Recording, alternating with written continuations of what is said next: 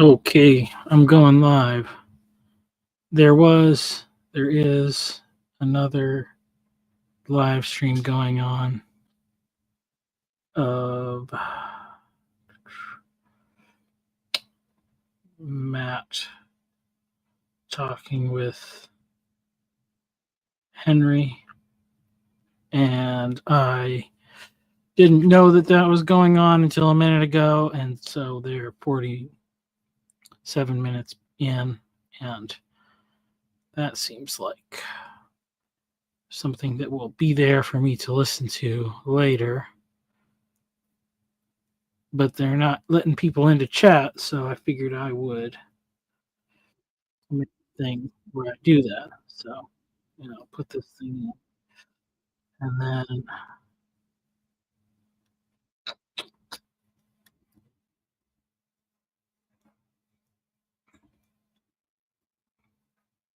Like George Lucas I will put was my inextricably connected to Star Wars until he sold Star Wars in a way that Stan Lee was very quick to just shill it out everywhere, right? And so Stan Lee is creator of Spider-Man, and we use him and Steve Ditko, but they are not inextricably tied to Spider-Man or Marvel in the way that George Lucas was inextricably tied to the world that he created, because Stan Lee and Ditko and whoever else were creators at the time were quick to syndicate that stuff because it was already being syndicated with things like Batman beforehand. Does that make sense? Is that the nature of the brand? That's very interesting. I never even thought about that. Yeah. And so it is sacrilegious to remake Star Wars because George Lucas is so inextricably tied to it, but it's not to reboot Spider-Man because, well, Spider-Man's always existed. Stan Lee made him, but everybody's done something with him. Or we can do anything we want with Batman, even though Bob Kane and Bill Finger. Okay, Bill Finger made him, right? But that's okay because everybody else has done stuff with him. So then, right, because Lucas is inextricably tied to at least the Skywalker stuff, it is easier to be like, oh, hey, here's Rebels. And we're gonna do that again with Ahsoka, and we need to have some sort of relevance and connection to the source crux of the story, which is Lucas's Star Wars, but we don't want to touch that. So let's do Andor. And that's also not syndicated, and that was not intended to be, because that's the other thing too. There's the expectation these stories will end because Star Wars has never deigned to really do anything outside of its main continuity. And that video games, comics, and all that have never been treated as anything more than supplemental, give or take. Well, that's a discussion about Star Wars that I'm not very passionate about. But it is interesting that Matt came on, or Matt has doing a stream, because that was one of the things that David dropped in Luke's stream this morning. And I thought he dropped it in right before the end, and I thought it was an interesting thing, and I wanted to talk about it, but it was time for the thing to be over, so I didn't. But maybe I can find that, because he was talking about, what was he talking about? Matt's home math video about the different roots, the exposed roots that we share with each other. And let's see where that is.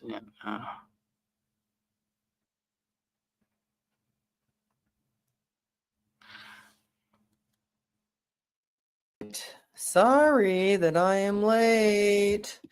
You're in luck, Tayo. You're in luck. All the way to the end. So, I like this thinking. I love it, and I'll be more critical next time. I'll definitely something. I know that there's your good version. I get it. They're not going to become the good version. I know this. Because right, and they can be highly they can have high utility. They can be very useful, but then they can cease to be useful. right? And there's a big mistake in looking at ideology as the structure itself, right? As much as I love Zizek, right? That's, I think, one of the weaknesses in his thought is he basically thinks that ideology governs everything. And it shapes things to a degree, but it's, you know, in the absence of ideology, we're still going to be building. But it's like, to me, the problem is so fundamental. Maybe it's before this part. Maybe it was whatever David was saying before that. The other time. Those kind of be able to solve tomorrow's problems with Word. Finish it out, gentlemen. Well, I'll pick up on what David said here. Okay, this is on what David Ridiculous said. things occur. Let's see. Okay. This is it's like, okay, we're happy. We're not happy.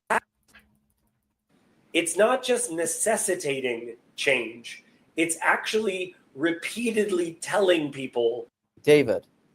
Okay. Let's PVK. Get your screen recording ready. This Here he is the part comes. PVK David's ready to talk. Just comments on. Yeah, it's been very interesting listening. Like, I was really into Mennonite theology before, and Mennonite theology is, to me, the other consistent response besides Christian nationalism. I think you're either an Anabaptist or you're a Christian nationalist. I think those are the only options, right? So, like, the Anabaptists that I know, they're like, we don't even vote, or whatever, right? Like, the people who are very, very serious about it. I do think that there's something very important which is happening, which is like, people talk about things as like an end stage, but I think it's an aspect which is important for a transitional stage. And it's that you are continuously reminded of why you can't remain here. So an example of that is I watched this video that was just arguing that Dwight from The Office was actually a better boss because Dwight actually inspires the real workers' revolution, whereas everyone loving Michael means that there's no actual problems coming forward, right? You need a situation to be bad enough that it instigates change, right? And so some of the political moments where people are being very stupid, it's not just necessitating change. It's actually repeatedly telling people, this is why. This is exactly why. This is why it's unbearable. This is why we have to change, right? And that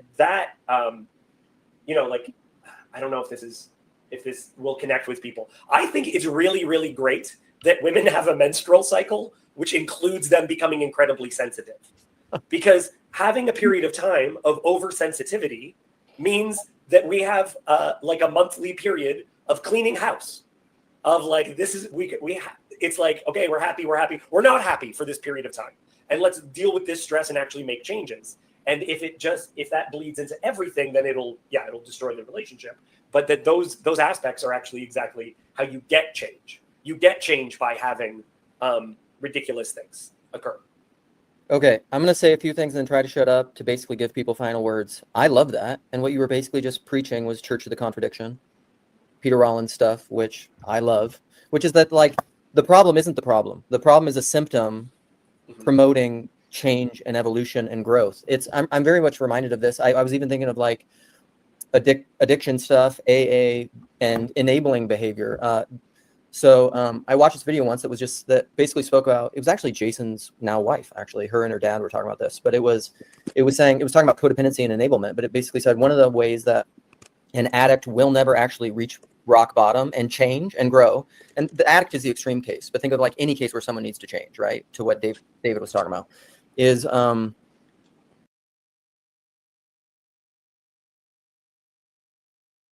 reason that the person won't do it is they either have symptoms that kind of death. What we're in the middle of is shit here being actually matters most, or at least certain kinds of ideas. Ideology seems to me like scaffolding, and it's exterior too. Something fill a vacuum. Period of time is that, like anything theology. But okay, is the structure, and it's exterior too. But okay, maybe this was it. I kind of want to give in defense of ideology. Because Glad. to some extent, I feel like ideology is like anything that we're just the belief system we're not ascribing to. Is that to me, we are in a period of time demanding something fill a vacuum. And so we need another thing that fulfills ideology. We can't just reject it, because the communists and all of everything that's happening right now, everything that's exploding, it's exploding because they have to join a movement. There's no movement option. Yes, there is.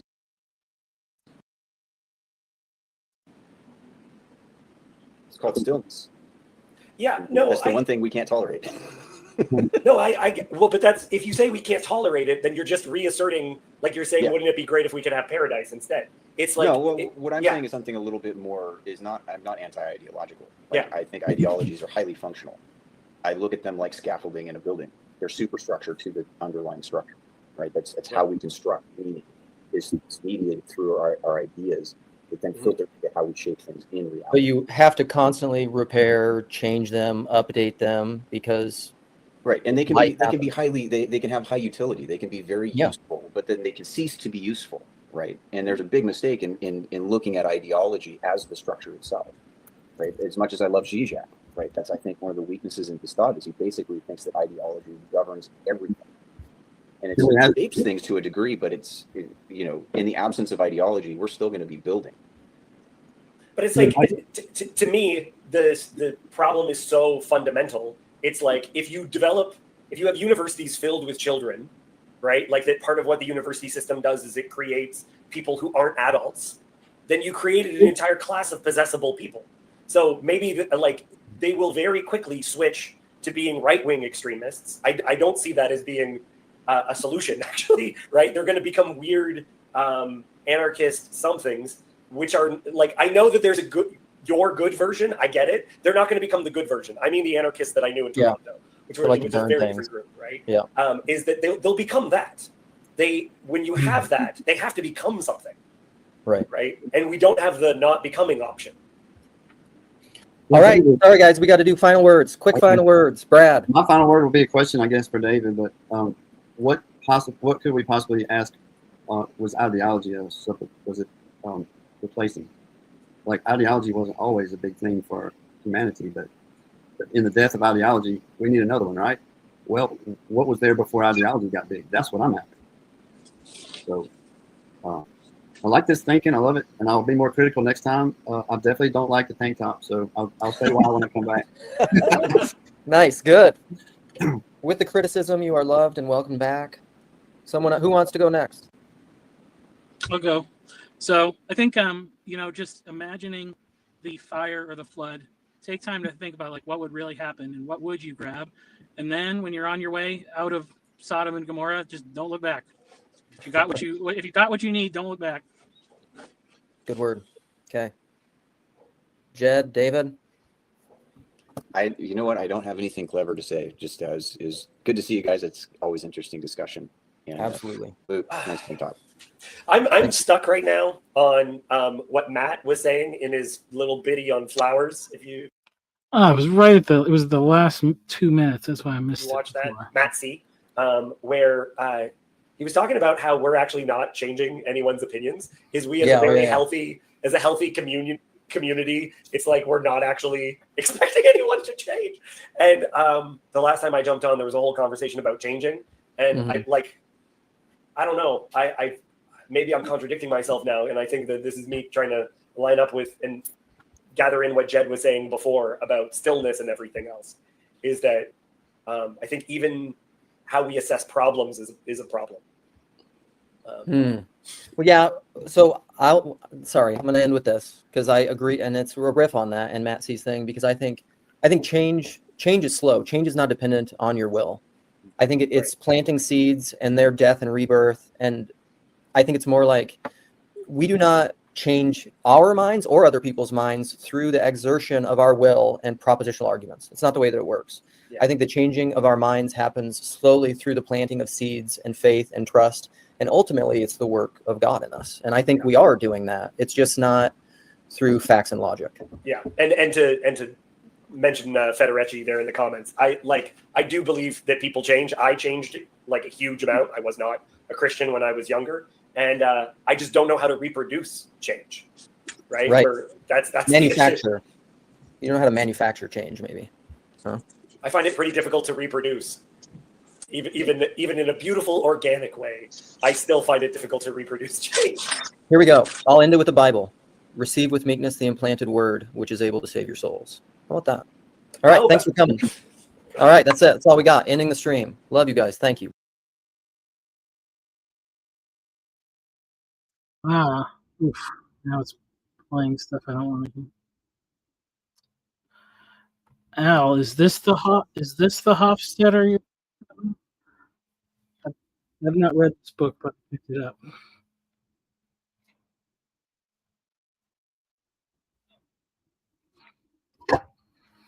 I gotta close that.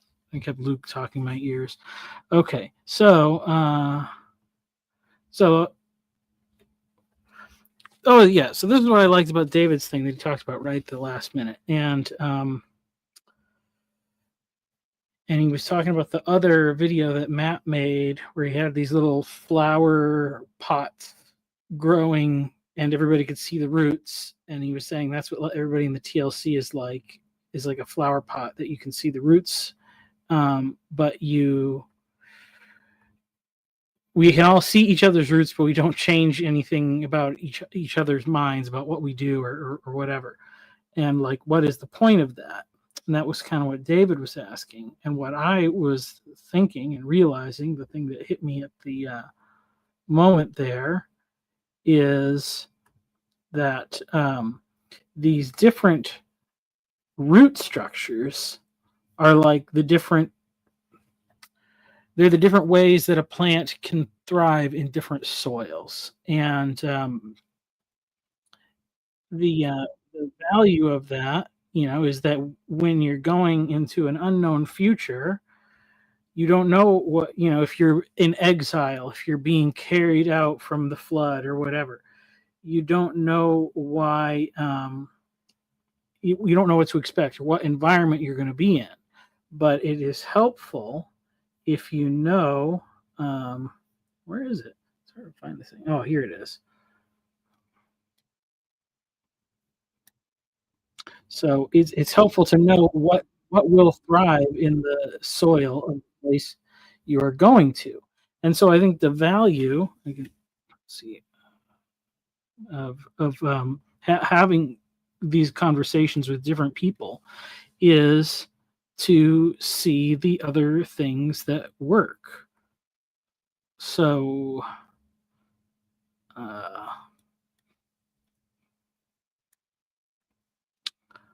okay.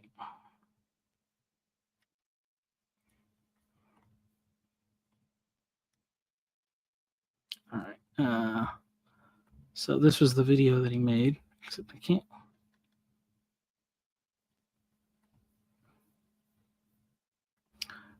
I don't like my computer right now. It's not doing what I wanted to do.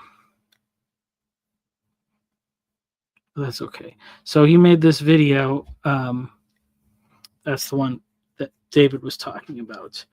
And yeah, so my thought is, we all get to know each other and we all say like, hey, we all got to this reasonably good place of being adults and having our lives semi figured out. And the interesting thing is that we all took very different paths to get there. And, you have different mixes of theological beliefs and presuppositions and cultural histories, but they all are capable of producing a person or a culture that survives and thrives. And so the value is to know what somebody's background is and how their roots develop and all those things. If you collect these things and you collect these stories, from Wales, hello, then you are giving yourself options or knowledge that will be valuable in the future. And I think you can see this even when you read the Bible. There's these different periods that are sort of similar. Abraham goes into a kind of an exile, and then Jacob and his sons go into Egypt is another kind of exile. Then you have the exile out of Egypt into the wilderness, and then they go into the land and then back out into Babylon. And having in each time that the Israelites do these moves, they innovate some things in their new place, and they carry out some of the things that they borrow. And it's just this way that cultures mix. But it makes you very flexible and resilient. And so like that's what I think we're doing, is collecting different cultures and things from people. So that was the connection that I wanted to make with Matt's video. Let's see if I can see at some point here.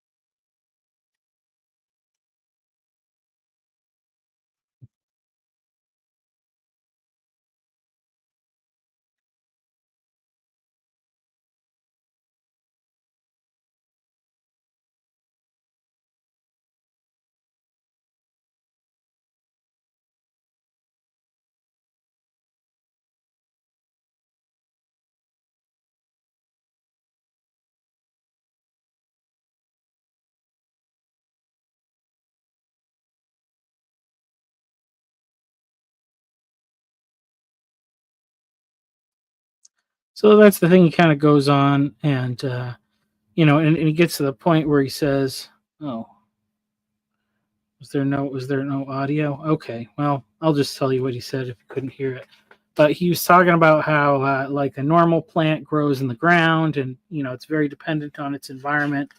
And then TLC, or all these little internet subcultures, you have people meeting, and we're all like these plants in little hydroponic flower pots or something, and we all bring our own little root system and environment with us, and it keeps us from being destabilized, because we kind of have a self-contained little story. And so then when we converse with each other, we're not changing anybody's opinions about how they ought to be as a little flower plant. We're not changing their roots. We can see their roots and we can learn from their roots. So my kind of take on that is that we are gaining some knowledge and some wisdom that is valuable. And this is kind of a thing that was in my book. So anybody that is going to the Southeastuary will get one of these. And it's got a QR code on the back, so they can download the book. It was cheaper than buying a book for everybody. It was much more feasible. But it's interesting because think about like Noah's Ark. When Noah gets off the ark, he plants a vineyard, and he probably doesn't do this from seed. He probably takes a plant with him. In fact, they probably took as many plants as they could with them, because that was food that you could grow. So you wouldn't just bring seeds; you would bring potted plants on a journey like that. And then for a grapevine, it comes from a cutting, and then you plant the cutting in the soil. You get the growth faster, but you don't always know what would survive in a given environment. And so maybe you bring a whole bunch of everything. If they are all planted in the soil that they originated from, they're safe so long as they're in their little pots. But if you put them in the native soil of your new land, some might not survive. So you try it, and then you can figure out, okay, well, we don't have, what type of soil is this? And then when you identify what type of soil it is, you can know, okay, well, this plant grew in that kind of soil, and so did all these others, and that's the kind of garden you're going to plant, and you'll have a garden that survives, instead of trying to go to like a cold place and plant bananas and oranges and pineapples. It won't work, but you can grow apples and blueberries and other things that are a little hardier. So having that knowledge of the technique and the environment and all those things is very valuable for survival. And I think maybe in some ways you can even say, if you look at these various traditions that we have, they do take a little bit of this and a little bit of that, and when you bring them together, you get something new. Yeah, I was saying grafting, like the in the olive tree. And when you cut, when you do plants by cutting, you get a monoculture, which can, it gives you the good consistency. So that's what people do a lot of times with fruit. Like most fruit trees are grafted on, or they're grown from cuttings, so that the fruit that is produced is the same. But then you get all those problems of environmental conditions. They have to be right.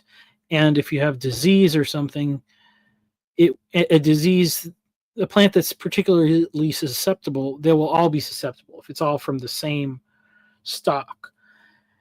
Whereas if you have like cross pollination, you get hybrid fruit, and then it has a hybrid seed, and then you get some new interesting things. You get more diversity, and then when a disease comes, it might wipe out one or two cultivars, but the majority of them survive, and so you maintain a lot of that diversity.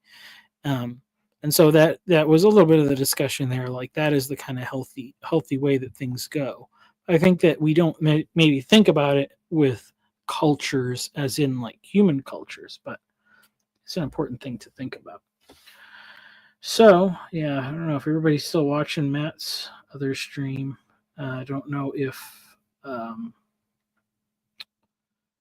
there's going to be anybody around to chat. But if anybody feels like coming on, you got your camera on, you can do that. It would be nice if anybody is coming to Southeastuary. That would be fun to talk to anybody who's doing that. Okay, well, they're done now, so maybe somebody will come in. Let's see, what was the other thing that I watched? Oh yeah, I also watched the video of Sam talking with his dad.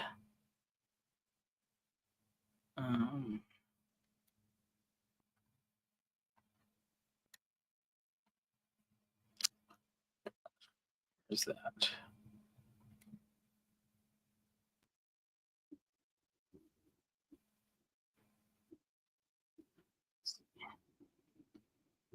I don't know if this is playing the audio or not.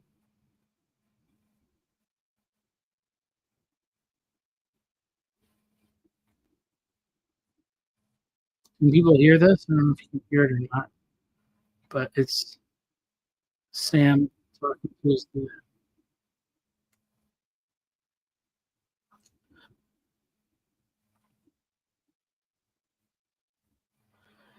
Anyway, it was pretty interesting too, and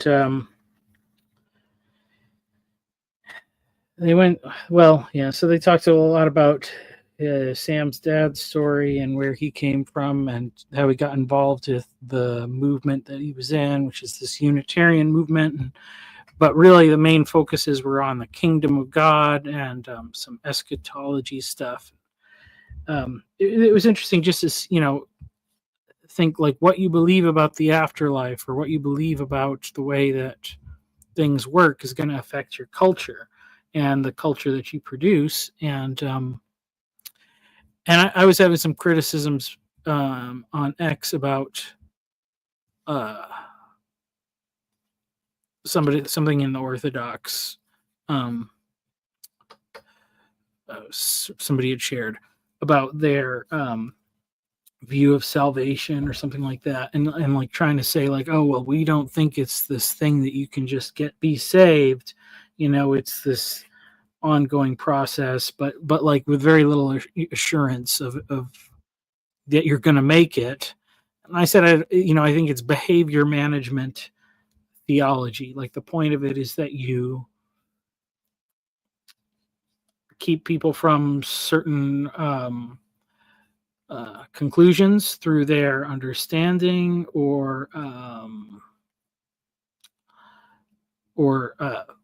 their ability to interpret things for themselves, and you keep them in a place of intellectual insecurity, and then they're really dependent. And the fruit of this is that you can get people to behave in a certain way that's helpful for society and all that.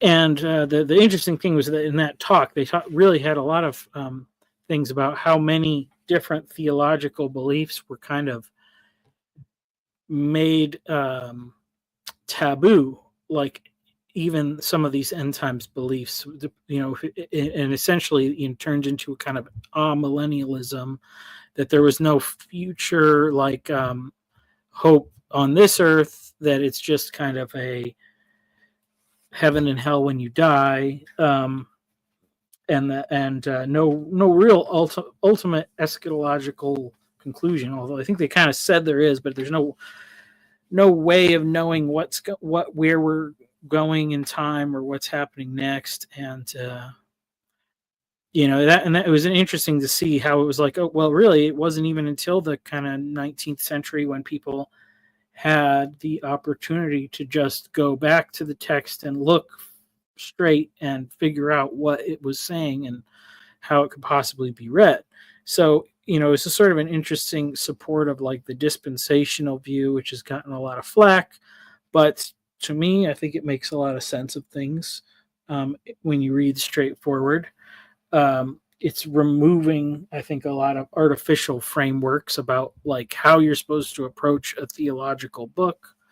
So I thought it was a good conversation. And then they just kind of throw in the Unitarian thing at the end, which I don't think is necessary, but I'm not offended by it. I'm not going to anathematize people.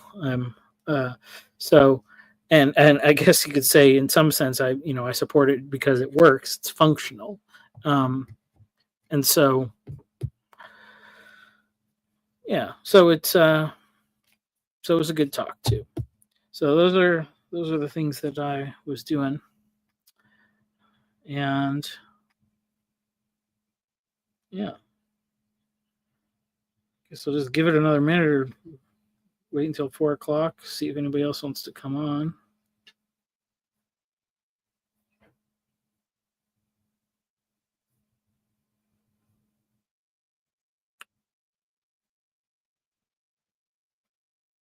And then I did also listen to Jonathan Pajot on the Pugcast after Paul had talked about it. That was pretty good. I kind of don't like those guys or Jonathan Pajot and the Pugcast guys for the same reasons, but I guess where they tend to disagree a little bit,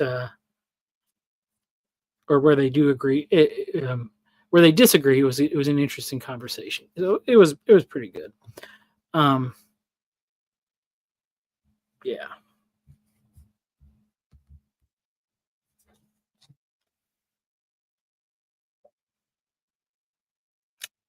Thank you.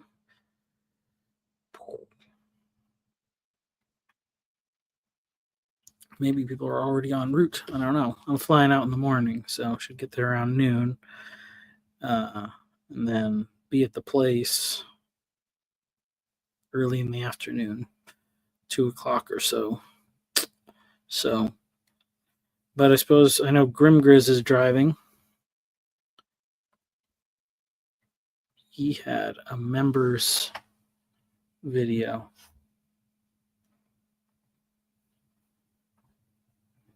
I didn't watch it yet. And it doesn't seem like the audio is working when I try to share screen, so I'm not going to do that again.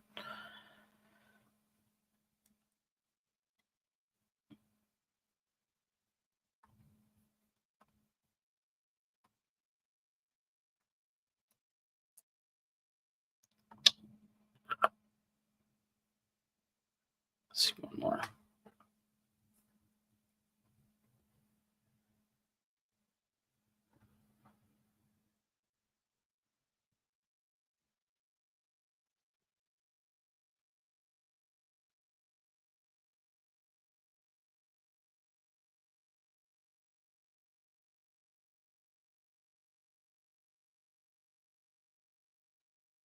Mm-hmm.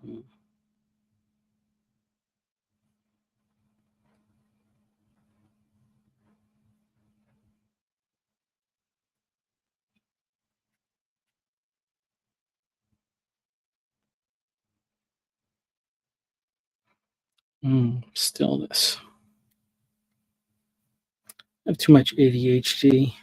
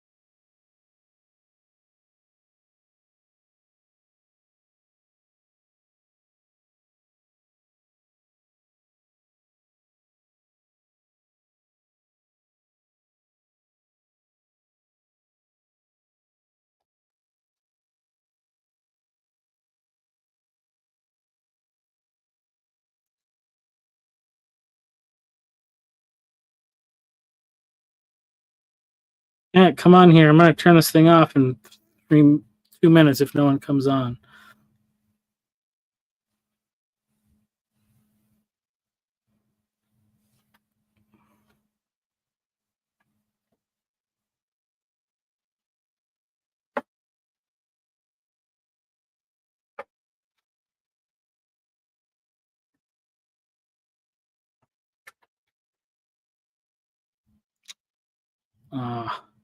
Selfish.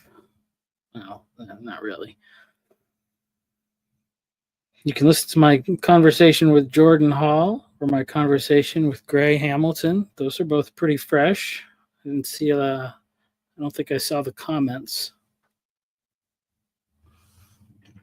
from you. So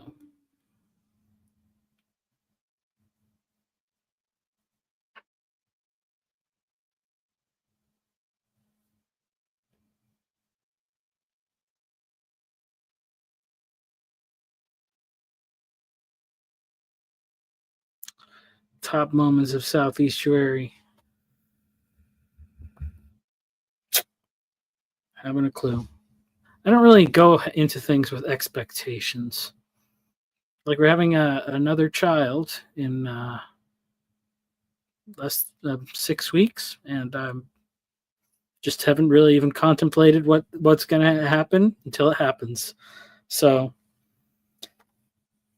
that's just the way that I get through life. Because if I have like a phone call, if that's the next thing, that's just enough stress to deal with that. And then once that's over, then I can think of the next thing.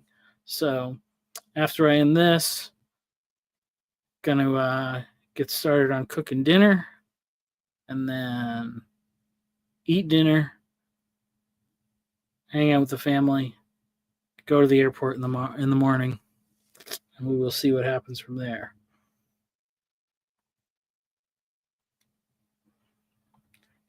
Gray is interesting.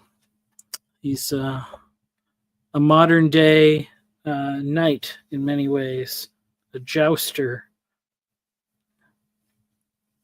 or the 21st century equivalent of one of King Arthur's knights. That's how I frame the conversation a little bit.